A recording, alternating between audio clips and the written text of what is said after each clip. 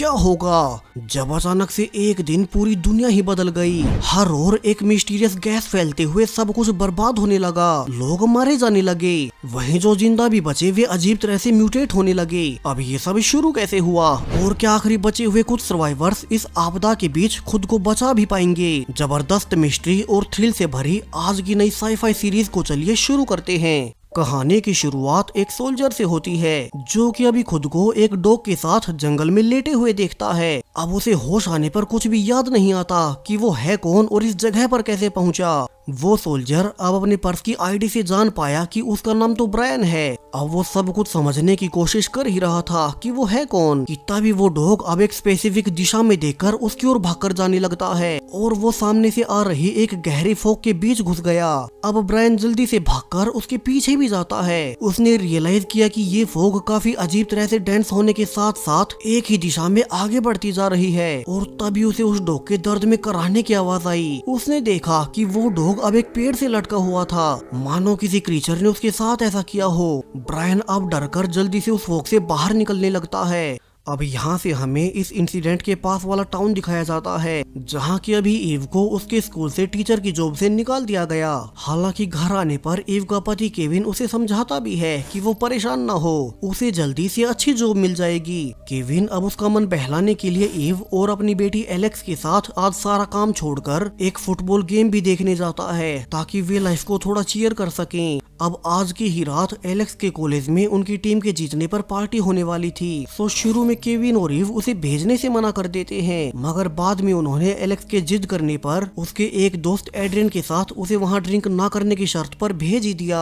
अब एलेक्स और एड्रियन दोनों पार्टी में पहुंचकर एंजॉय करने लगते हैं। हालांकि यहाँ कुछ टीनेजर्स एड्रियन की चाल ढाल को लेकर उसे बुली भी कर रहे थे। तो तभी एक फुटबॉल प्लेयर जे आकर उन सबको शांत करता है। यहाँ एलेक्स को तो जे पर पहले से क्रश था, तो वो अब अपने पेरेंट्स के मना करने के बावजूद जे की उसे ऑफर करने पर उसके साथ ड्रिंक करने ऊपर वाले बेडरूम में चली गई। तो दूसरी ओर वहीं सोल्जर उस फॉग से भाग रहा था। अब वो जल्दी इसी टाउन के पुलिस स्टेशन में आकर उन्हें सब बताता है कैसे एक खतरनाक फॉग इसी टाउन की ओर बढ़ रही है। वो बहुत खतरनाक है और ब्रायन के अनुसार उन्हें जल्द से जल्द इस पूरे टाउन को खाली करवाना होगा। लेकिन अब पुलिस को लगा कि ब्रायन ने कोई नशा किया है, इसलिए उन्होंने उसे ही जेल में डाल दिया। वही अब सुबह होने पर केविन और ईव ने नोटिस किया कि एलेक्स कल वाली पार्टी से अब सुबह होने तक भी वापस नहीं लौटी है और कुछ देर में जब वो वापस भी आई तो वो बहुत रोए जा रही थी। अब एलेक्स ने अपने पेरेंट्स को सब बताया कैसे कल की रात जे ने उसे ड्रिंक पिलाई थी, जिसके बाद का उसे कुछ भी याद नहीं और उसे लगता है कि जे ने उसके साथ नशे में होने के बाद कुछ गलत किया था।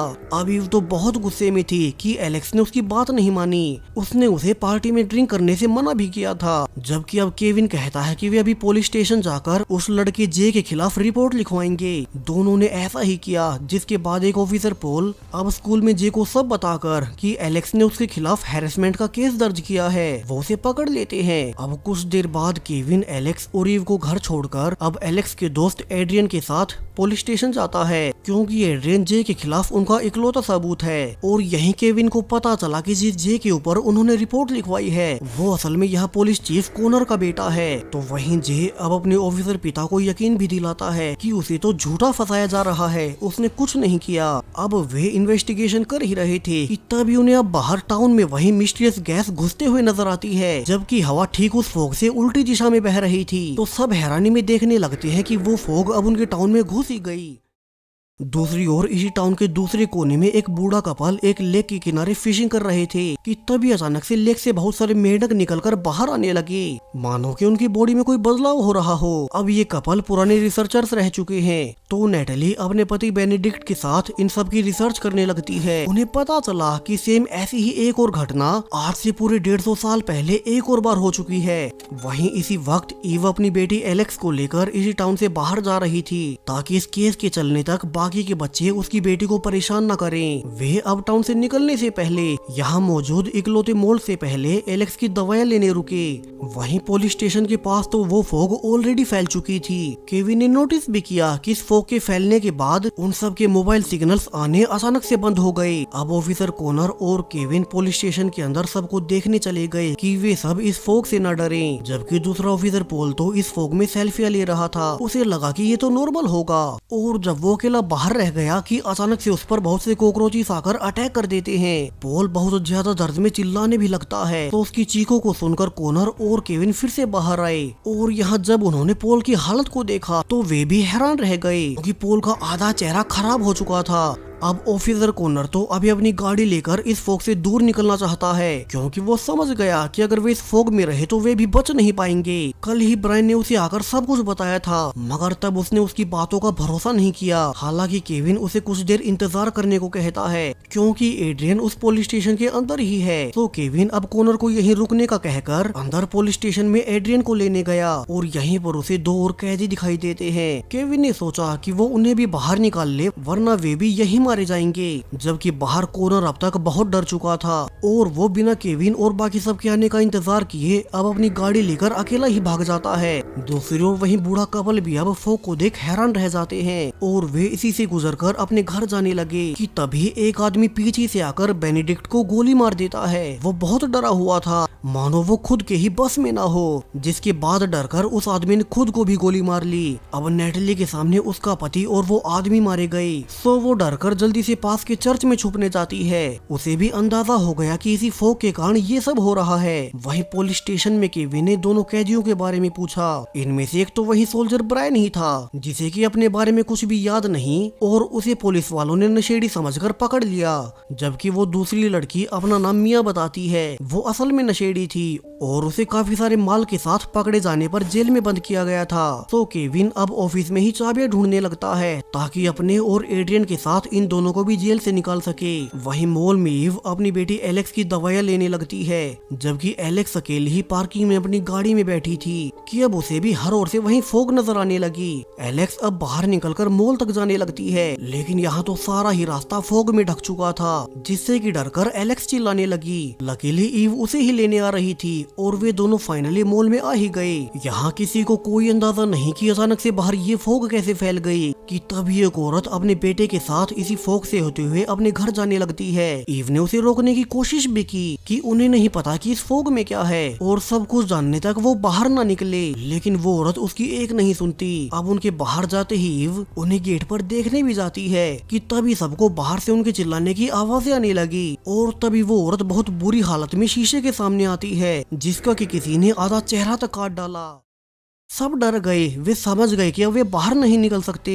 इस फोग में ऐसा कुछ है जो कि बहुत खतरनाक है। तभी एलेक्स की नजर जे पर गई जो कि यहीं इसी मॉल में मौजूद था। तो वहीं ऑफिसर कॉनर जो कि अकेला ही भाग आया है, वो अब अपनी गाड़ी से जा ही रहा था कि अचानक से एक जानवर उसकी गाड़ी से टकरा गया, जिस कारण अब कॉनर को गाड़ी से निकलकर पैदल ही भागना पड़ता है और वो भी भागकर उसी चर्च में जाकर छिप गया जिसमें कि पहले से नेटली गई थी। नेटली बताती है कि बाहर फोग में उसका पति और एक आदमी मारे गए। कॉनर ने कहा कि ऐसा बाहर हर जगह हो रहा है, तो वे अभी बाहर नहीं निकल सकते। तो वही मॉल में अब ईव के समझाने पर उन्होंने पूरे मॉल को चारों ओर से लॉक कर दिया था कि जब तक कि वे पुलिस से कांटेक्ट करने की कोशिश कर रहे हैं और जब तक ये फोग ना हट जाए तब तक कोई बाहर नहीं निकल सकता। वहीं एलेक्स तो यहाँ जे के आसपास भी नहीं रहना चाहती, तो वो अपनी माँ के साथ मॉल के अलग अलग दरवाजों पर जाकर उन्हें लॉक करने लगती है। जबकि पुलिस स्टेशन में केविन ने देखा कि कॉनर तो उन्हें छोड़कर ही भाग गया, तो वो मिया को गाड़ी चलाने का कहकर सीधा उसी मॉल की ओर जाने को कहता है जिसमें कि अभी उसकी पत्नी और बेटी छिपे हुए हैं। दरअसल उसे फोग के फैलने से पहले इवा का एक मैसेज मिला था कि वे मॉल से दवाइयां ले रहे हैं। सो अब केविन पहले उन्हें बचाकर फिर इन सभी के साथ इस टाउन से ही बाहर निकल जाएगा। तो वही मॉल के दरवाजों को लॉक करते हुए ईव ने नोटिस किया कि यहाँ के एक हॉलवे के अंदर वो फोग घुस ही गई, जिससे कि वहाँ मौजूद सारे एम्प्लॉइज मारे जा चुके थे।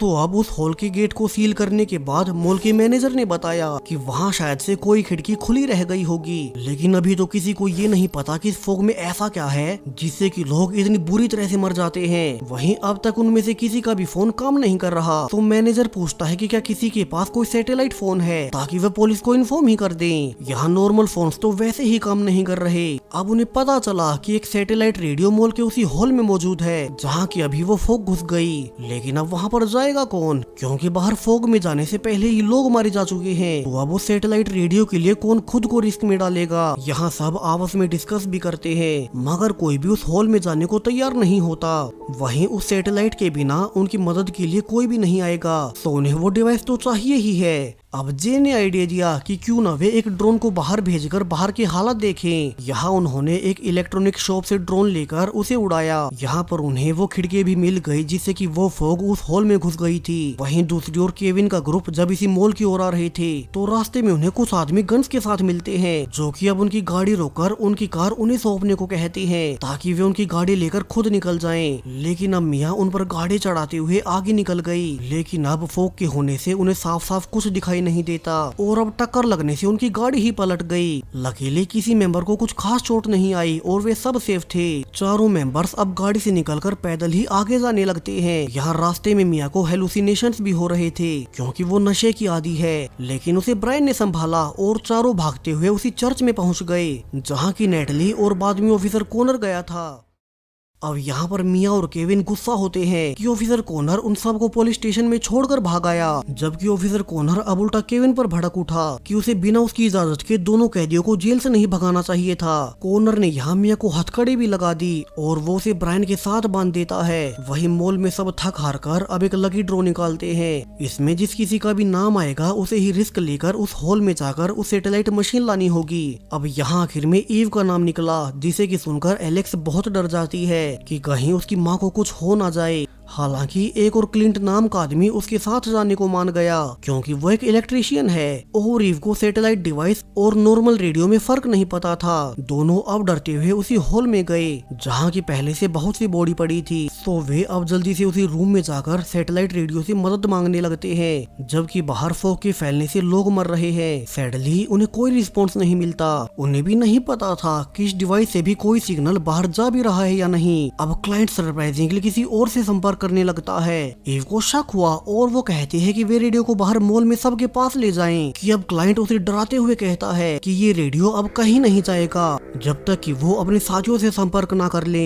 यहाँ उसके पास एक गन भी थी। वो इससे तो ईव और ज्यादा डर गई और जब क्लाइंट का ध्यान दूसरी ओर हुआ ही था कि ईव अब उस रेडियो को उठाकर बाहर भागने लगती है। यहाँ क्लाइंट भी गन के साथ उसके पीछे गया और दोनों में हाथापाई होने लगी, जिस बीच गलती से क्लाइंट की गोली उसे ही लग गई और वो वहीं मारा गया।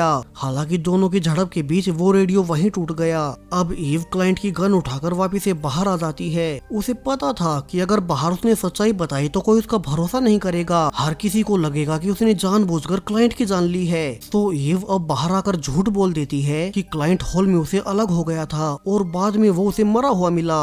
उसने रेडियो का भी बताया कि वो काम नहीं कर रहा था। वहीं चर्च में भी सब परेशान थे। एड्रियन केविन से पूछता है कि वे आगे क्या करेंगे। अब केविन ने कहा कि वे आज रात के लिए यहीं चर्च में बिताएंगे और फिर सुबह होने पर उस मॉल की ओर निकल जाएंगे। वहीं मॉल में भी सब सोने की तैयारी कर रहे थे। यहाँ ईव ने सेफ्टी के लिए क्लाइंट की गन चुरा ली थी, जिसे कि वो अपने पास ही रख रही है ताकि आगे फ्यूचर में खतरा होने पर उसके पास कोई तो हथियार रहे। अब सुबह होने पर केविन और एडिन बाहर आकर देखते हैं क्योंकि उन्हें अब मॉल की ओर निकलना था। यहाँ उन्हें बाहर एक गाड़ी दिखाई दी लेकिन वो बंद पड़ी है। अब केविन को याद आया कि मिया को गाड़ी चलाने की जानकारी है, सो मिया शायद से इस कार को रिपेयर कर चालू कर पाएगी। केविन अब ऑफिसर कॉनर से कहने जाता है कि वो मिया को फ्री कर दे, जिससे कि वे गाड़ी को ठीक कर यहाँ से निकल जाएंगे। हालांकि कॉनर ने इसके लिए मना कर दिया क्योंकि मिया एक क्रिमिनल है और वो किसी क्रिमिनल को फ्री नहीं छोड़ सकता। केविन अब गुस्से में कहता भी है कि ऑफिसर कॉनर तो खुद तो डर कर उन्हें मरने के लिए छोड़ आया, लेकिन कॉनर अब भी नहीं मानता।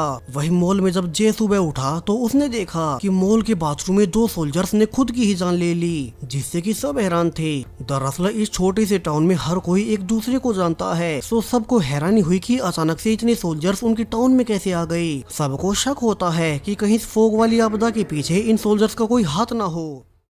इसी बीच उन्हें मॉल में एक और सोल्जर मिला जो कि सर्वाइवर्स में छिपा हुआ था, लेकिन वो कहता है कि वो तो बस एक आर्मी ड्राइवर है और उसे इस फोग के बारे में कुछ नहीं पता। जबकि चर्च में केविन अब कॉनर के पीछे से मिया और ब्रायन को निकालने का सोचता है। उसने पहले एड्रियन को कॉनर पर नजर रखने को भेजा और फिर वो चुपके से मिया और ब्रायन को कहता है कि वो जल्दी उन्हें यहाँ से निकाल लेगा। लेकिन बाहर निकलते ही मिया को सामने वाली गाड़ी को रिपेयर कर स्टार्ट करना है, जिससे कि वे सब भाग सकेंगे। तो बाहर कॉनर एड्रियन पर ही गुस्सा करने लगा क्योंकि वो उसके बेटे जे के खिलाफ गवाही दे रहा था कि तभी बाहर केविन भी आता है और कॉनर से लड़ने लगता है। केविन ने कहा कि उसका बेटा जे गलत करके कभी बच नहीं पाएगा। कॉनर अब गुस्से में केविन को भी मिया और ब्रायन के साथ नीचे बेसमेंट में बंद कर देता है। तो वहीं मॉल में भी एलेक्स जे से दूर ही रह रही थी कि अब जे खुद से उसके पास आकर कहता है कि उसे उसके खिलाफ पुलिस में नहीं जाना चाहिए था। वो एक्सप्लेन करता है कि उसने उसके साथ कुछ गलत नहीं किया। ऊपर बेडरूम में जाने के बाद एलेक्स ड्रिंक पीते ही सो गई थी और उसे शायद से सुबह गलतफहमी हो गई।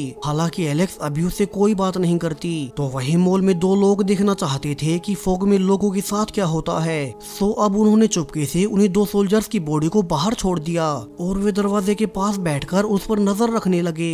तो वहीं चर्च में नेटली अब थक चुकी थी, उसका पति तो वैसे ही मारा गया। तो वो बाहर फॉग में निकलकर अपने घर जाने लगती है। तभी एक दूसरा सर्वाइवर माइक उसे रोकने भी भागता है कि तभी एक बटरफ्लाई अब माइक के कान में घुस गई। देखते ही देखते माइक बुरी तरह से तड़पने लगा, जैसे उसकी बॉडी के अंदर कुछ बदलाव हो रहे हों। उसकी पीठ की स्किन निकलने लगी और इसके बाद उसके पीछे से दो पंख निकल आते हैं, जबकि पीछे से कॉनर और चर्च का पादरी आकर नेटली को फिर से पकड़कर चर्च के अंदर ले जाते हैं। अब यहाँ से तो सब और डर गए, कैसे ये फॉग तो इंसानों की फिजिकल शेप को ही बदल सकती है। तो वहीं दूसरी ओर वे लड़के पूरे ही दिन बैठे रहे, मगर बाहर उन बॉडीज के साथ कुछ नहीं हुआ कि तभी वो तीसरा सोल्जर आकर उनसे लड़ने लगता है कि वे लोग मरे हुए सोल्जर्स की बॉडी के साथ गलत कर रहे हैं। यहाँ मैनेजर भी आकर उन दोनों को डांटता है कि वे किसी बॉडी को ऐसे बाहर टेस्टिंग के लिए नहीं फेंक सकते। अब मैनेजर सबको इकट्ठा कर अनाउंस भी करता है कि जितने भी सर्वाइवर्स यहाँ मॉल में फंसे हैं, अब से उन सभी को स्ट्रिक्ट रूल्स मानने होंगे, क्योंकि ऐसे तो ज्यादा दिन तक वे सर्वाइव नहीं कर सकते।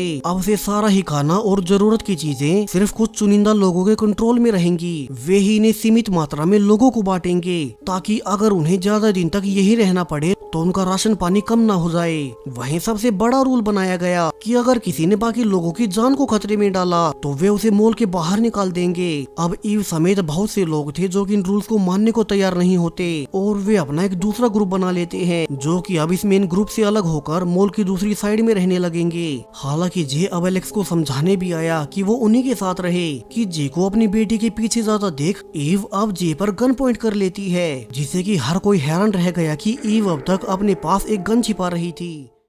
मैनेजर अब सबको शांत करता है और ईव और एलेक्स के साथ उनका बाकी का ग्रुप अब स्टोरेज रूम में जाकर अपने टेंट लगाने लगते हैं। तो वहीं दूसरी ओर एड्रियन आखिरकार फादर की जेब से चाबी चुराकर केविन, मिया और ब्रायन को बेसमेंट से निकाल ही लेता है। वे छुप छुपाकर बाहर निकल रहे थे कि कॉनर उन्हें रोकने आ गया, लेकिन कॉनर अपनी गन निकाल पाता उसके पहले ही केविन कॉनर को पंच मारकर बेहोश कर देता है और वे चारों आखिरकार बाहर भागते हुए उस गाड़ी तक पहुंच ही गए। अब मिया जल्दी से वायर्स को रिपेयर कर गाड़ी को स्टार्ट करने की कोशिश करने लगती है, लेकिन उनकी बुरी किस्मत की वो स्टार्ट ही नहीं हुई, यानी कि उन्हें कोई दूसरी गाड़ी ढूंढनी होगी और वो भी जल्द ही। अब केविन ने कहा कि यहाँ पास में ही गैस स्टेशन है, तो वे वहाँ तक पैदल जाकर कोई गाड़ी ढूंढ लेंगे। हालांकि एड्रियन उन्हें सचेत भी करता है कि कैसे वो लड़का माइक बाहर फॉग में जाने से पूरा म्यूटेट हो गया, सो उन्हें भी सावधानी से आगे बढ़ना होगा। अब केविन के इशारा देते ही सभी गाड़ी से निकलकर तेजी से गैस स्टेशन की ओर भागने लगते हैं। तो वही मॉल में एलेक्स अपने पिता केविन के लिए हेल्प का मैसेज लिखकर उसे हीलियम बलून से बांधकर हवा में छोड़ देती है, इसी उम्मीद में कि उसका पिता केविन इन मैसेजेस को देख उनके पास आ जाएगा। वही अंदर मैनेजर लोगों को गेम शॉप से लेकर सामान दे देता है, ताकि वे सब अंदर रहकर बोर न हो और एक दूसरे से न लड़ने लगे और उन सब का मन लगा रहे। तो वहीं केविन का ग्रुप अब तक उस गैस स्टेशन के पास पहुंच चुका था, लेकिन अनफॉर्चुनेटली यहाँ कोई गाड़ी नहीं थी, इसलिए उन्हें स्टेशन के अंदर जाना पड़ता है ताकि वे अगली गाड़ी के आने तक उस फॉग से सेफ रह सकें। फॉर्चुनेटली कुछ ही देर में वहाँ एक गाड़ी भी आ गई। केविन इसके ड्राइवर को पहले से जानता है, क्योंकि ल्यूक नाम के इस आदमी का बेटा उसकी पत्नी ईव की क्लास में पढ़ा करता था। अब ल्यूक ने रिवील किया कि वो असल में अपने बेटे को ढूंढता फिर रहा है, वहीं उसकी पत्नी तो पहले ही मारी गई। यहाँ अब केविन और उसके साथ में मौजूद बाकी तीनों को उस लड़की का पहले से पता था। दरअसल उन्होंने भागते हुए रास्ते में उस लड़के की बॉडी देखी थी, लेकिन केविन अपने साथियों को इशारा करता है कि वे अभी ल्यूक को उसके बेटे की सच्चाई ना बताएं, क्योंकि वे उसे झूठ बोलकर पहले उस मॉल तक लिफ्ट ले लेंगे। इसलिए केविन ल्यूक को झूठ बोल देता है कि शायद से उसका बेटा उस मॉल में हो सकता है और वे सब साथ मिलकर वहीं चले जाएंगे। लेकिन मिया को ये सही नहीं लगता और उसने आखिरकार ल्यूक को उसके बेटे की मौत के बारे में सब बता दिया। अब शुरू में ल्यूक को भरोसा नहीं होता और वो गन निकालकर केविन पर शक करने लगता है, क्योंकि उसने शुरू में कहा था कि उसका बेटा उनके टाउन के मॉल में गया होगा। यहाँ पर सब उसे समझाने की कोशिश भी करते हैं। इसी बीच पीछे से ब्रायन आकर ल्यूक से गन छीनने लगता है और उनकी झड़प के बीच गलती से एक गोली ब्रायन के पैर में लग गई। हालांकि ल्यूक ऐसा चाहता नहीं था, तो वो अब खुद से ही केविन के ग्रुप को अपनी गाड़ी दे देता है, जबकि वो खुद यहीं गैस स्टेशन पर रह गया, क्योंकि अब उसके बेटे और पत्नी के खोने के बाद उसकी लाइफ में वैसे ही कुछ नहीं बचा था। वहीं ब्रायन चूंकि कुछ ज्यादा ही घायल हो गया, तो केविन अब मॉल जाने के बजाय सीधा उसे टाउन के हॉस्पिटल में ले जाने लगता है, ताकि वे उसका वहाँ पर इलाज कर उसकी जान बचा सके। लकीली हॉस्पिटल अब तक चालू था, वो भी जब पिछले 2 दिन से यहाँ आपदा फैली हुई है। लेकिन अब यहाँ पर सिर्फ एक ही डॉक्टर जीवित बचा है। वहीं उनके पास लिमिटेड ही दवाइयाँ मौजूद थी। वहीं दूसरी ओर मॉल में भी अब तक हर गुजरते समय के साथ खाने पीने का राशन खत्म होता जा रहा था। लोग पिछले कई दिनों से यहीं बंद है। सो अब एलेक्स एक छोटी बच्ची का मन बहलाने के लिए उसे मॉल में ही मौजूद एक लाइब्रेरी में लेकर गई, ताकि वहां से कॉमिक्स पढ़कर उसका मन बहल जाए। जबकि ठीक इसी वक्त वहीं 2 टीनेजर्स, जिन्होंने की पहले उन बॉडीज को बाहर छोड़ने की टेस्टिंग की थी, अब वे उन्हें अंदर लाने की कोशिश करने लगते हैं, ये देखने के लिए कि एक दिन बाहर बिताने के बाद उन बॉडीज में कितना बदलाव आया होगा। उन्होंने पहली बॉडी को तो रस्सी की मदद से आसानी से अंदर खींच लिया, लेकिन दूसरी बॉडी वाली रस्सी बाहर कहीं अटक गई, जबकि बाहर फॉग होने से उन्हें कुछ दिखाई भी नहीं देता।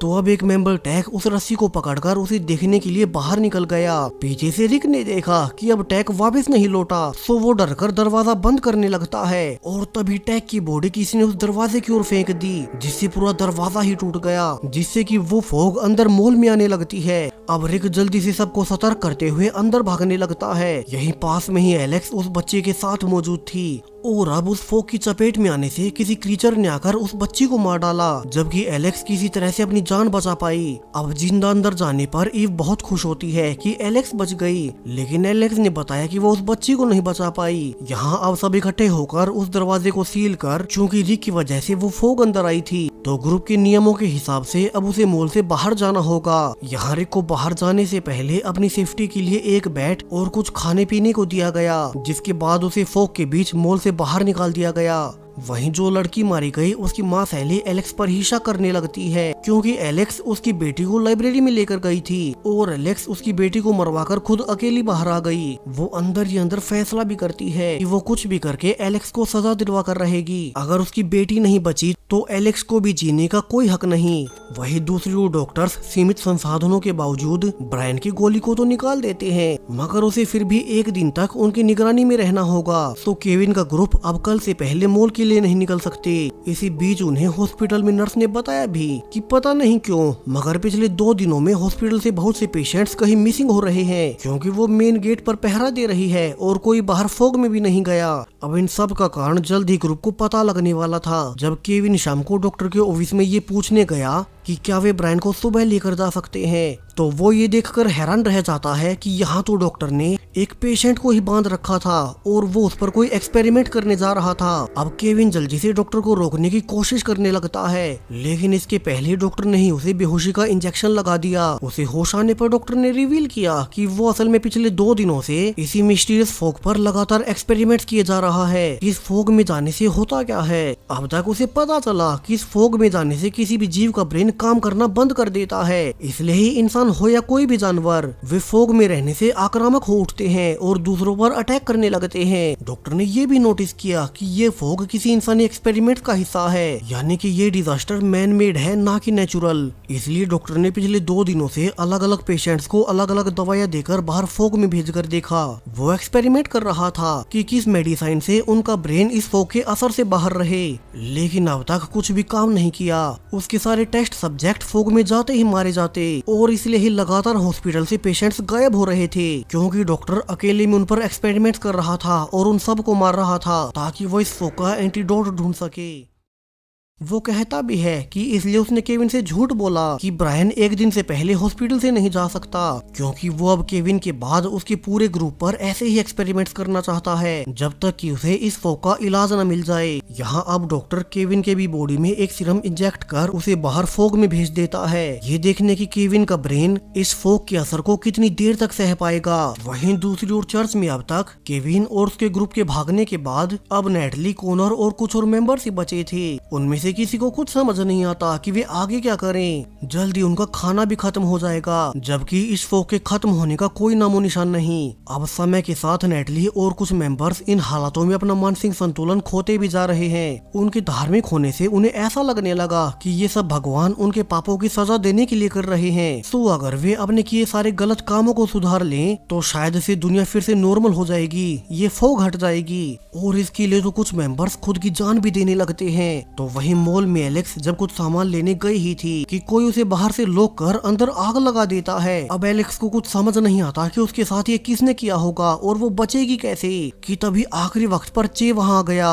वो किसी तरह से अपनी जान दांव पर लगाकर एलेक्स को बाहर निकाल ही लेता है। हालांकि एलेक्स को अब भी लगा कि शायद से जे ने ही पहले उसे बंद कर आग लगाई होगी ताकि वो खुद उसे बचाकर हीरो बन जाए और वे सब भूल जाएं जो भी जे ने उसके साथ पार्टी में किया था। वहीं जे तो अब अपने लगे इल्जाम को सुनकर गुस्से में हो गया। वो कहता भी है कि उसने कभी उसके साथ कुछ गलत किया ही नहीं था और आज भी जब उसे एलेक्स की चिल्लाने की आवाज आई तो वो उसे अपनी जान दांव पर लगाकर बचाने आ गया। लेकिन एलेक्स तो उसे हमेशा से गलत ही समझती रही है। तो वहीं अब ईव भी आकर जे को मारने लगी। उसे लगा कि जे ने फिर से एलेक्स के साथ कुछ गलत करने की कोशिश की है। दूसरी ओर केविन, जिसे कि डॉक्टर ने दवा देकर बाहर भेज दिया था, अब उस पर धीरे धीरे फोक का असर होना शुरू हो जाता है कि तभी केविन के बाकी साथी ब्रायन और एड्रिन उसे ढूंढते हुए डॉक्टर के रूम में आ गए और वे अब केविन को देख डॉक्टर पर अटैक कर जल्दी से केविन को अंदर ले आए।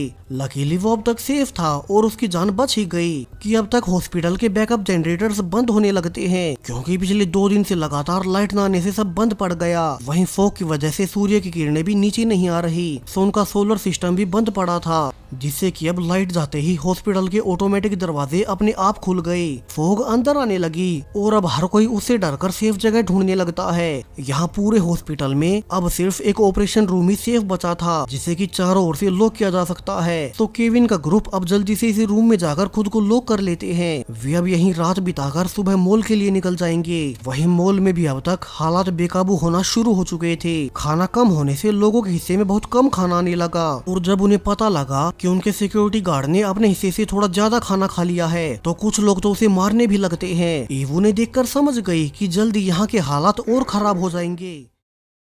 ऐसे मुश्किल हालात अक्सर इंसानों का असली रूप सबके सामने ले आते हैं। इंसानों का अच्छे होने का मुखौटा बहुत जल्द उतर जाता है। सिर्फ 2 दिन साथ रहने से हर कोई एक दूसरे से इनसिक्योर फील करने लगा कि कहीं वे उनके हिस्से का खाना न लूट ले और वे सिर्फ खाने के लिए एक दूसरे की जान तक ले सकते हैं। जबकि ठीक इसके उलट हॉस्पिटल में मिया ब्रायन के करीब आने लगी। वो वादा भी करती है कि वो अब से नशा बिल्कुल छोड़ देगी। मॉल की उलट यहाँ मिया ऐसे मुश्किल हालातों में अपनी लाइफ को सही लाइन पर ला रही है। वो खुद को बदलना चाहती है क्योंकि अब उसने दुनिया का सबसे घिनौना चेहरा देख लिया।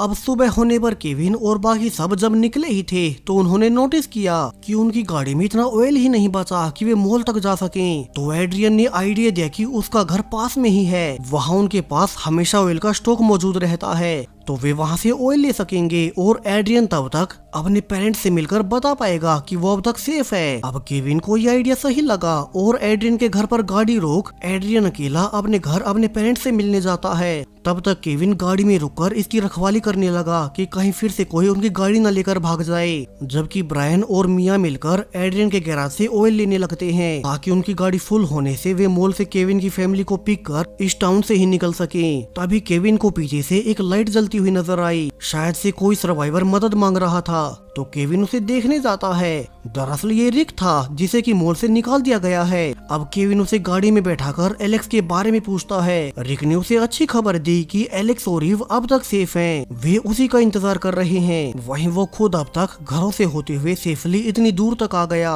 रिक ने केविन को एक बुरी खबर भी दी कि मॉल में खाना कम होने से सभी सर्वाइवर्स आपस में लड़ने लगे हैं। तो क्या पता कब वहाँ हालात और खराब हो जाएं। तो केविन को जल्दी करनी होगी। वही एड्रियन अपने घर पर देखता है कि अब सिर्फ उसके पिता ही जीवित बचे थे। ऊपर से उन्होंने एड्रियन को कभी अपनाया भी नहीं, क्योंकि एड्रियन की चाल ढाल और उसकी प्रेफरेंस कभी मर्दों जैसी नहीं रही। यहाँ अब भी जब उसके पिता ने एड्रियन को जीवित देखा तो वो खुश होने की बजाय उसकी बेइज्जती करने लगते हैं कि एड्रियन जैसों को तो पहले ही मर जाना चाहिए था। अब ये सुनकर एड्रियन बहुत गुस्से में हो गया और वो सीधा अपने पिता को ही गोली मार देता है। उसने गुस्से में कहा कि अब कोई उसे बेइज्जत नहीं कर सकता।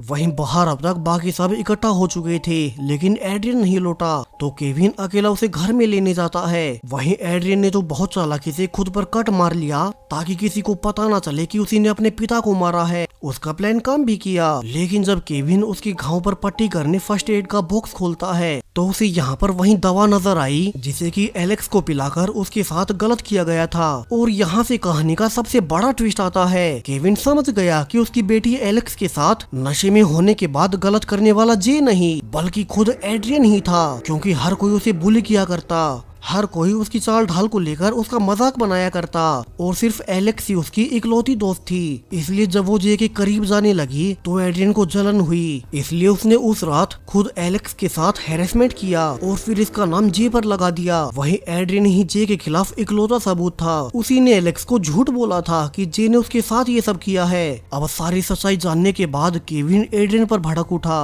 कि उसने उसकी बेटी के साथ कितना गलत किया। उसकी बेटी एलेक्स एड्रियन पर कितना भरोसा किया करती थी, वो उसकी इकलौती दोस्त थी और उसने उसी की लाइफ खराब कर दी। हालांकि एड्रियन अब चुपके से फिर से गन लेकर उसे केविन के सिर पर मारकर बेहोश कर देता है। उसने जानबूझकर खिड़की भी खोल दी ताकि फोक के अंदर आने से केविन यहाँ से जिंदा ना निकल सके।